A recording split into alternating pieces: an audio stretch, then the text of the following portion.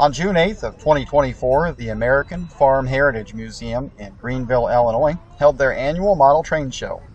Sharing the museum grounds with the venue was this 15-inch gauge live steam railroad. Let's take a ride and tour the property.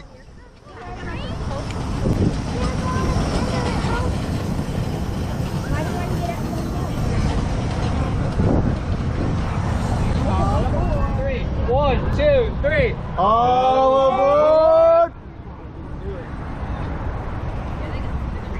She didn't participate. That's why we're not moving. I was going to say, we got to do this all over again now.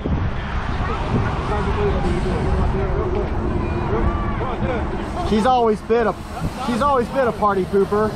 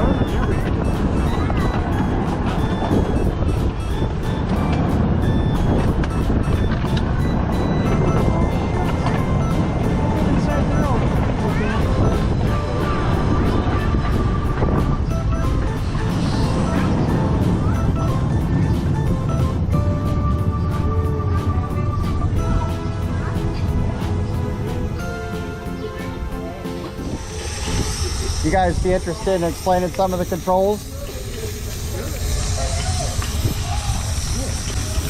Right now I'm adding water into the boiler.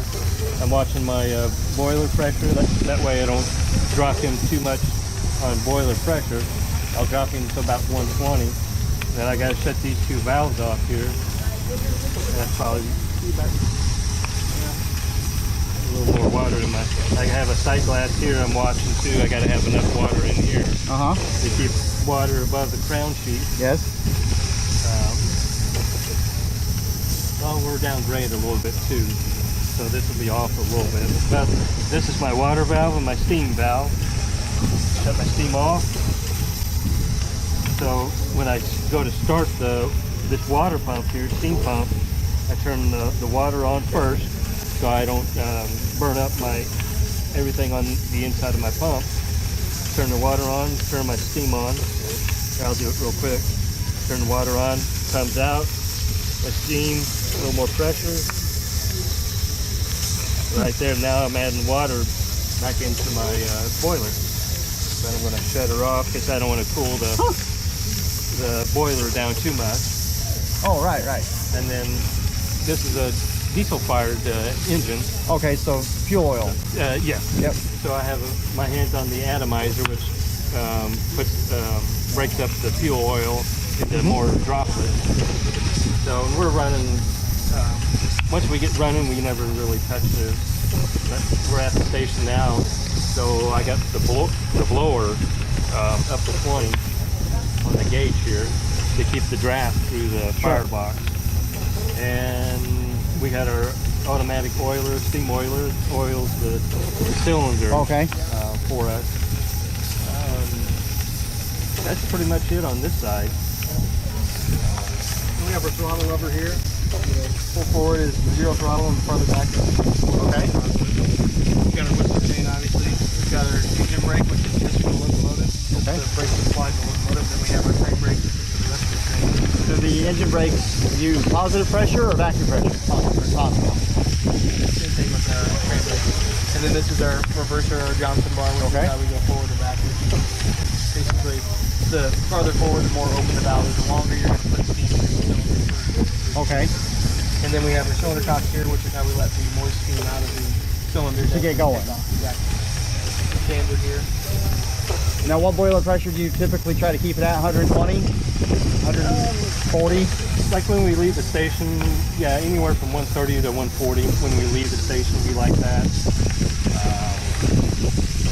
So yeah, we're at 125, so another 5 pounds, and we'll take off here. How much does the locomotive weigh altogether? Did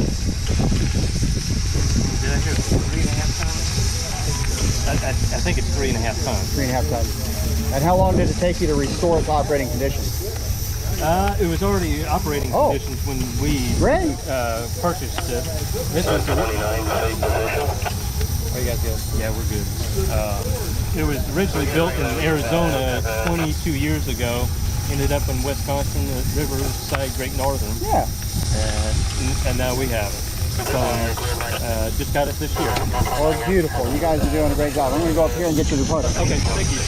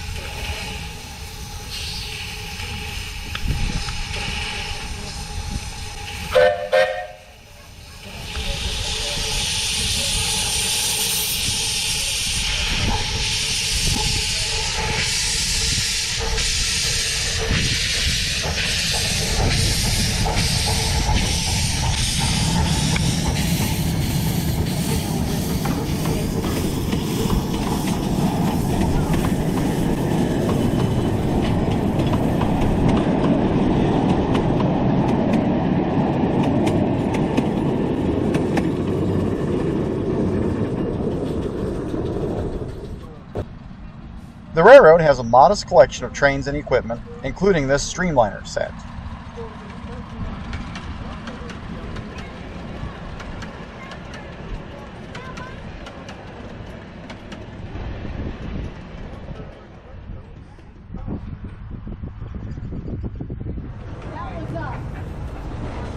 Both trains were taking turns offering rides to everyone in attendance. There were 2 station stops set up, one at each main area of the museum, allowing riders to check out the other facilities. The museum is a non-profit organization and depends on the generosity of donors to keep the stores open. The railroad is just one aspect of the museum's mission. The train crew maintained this 1-mile loop of track and several locomotives and cars.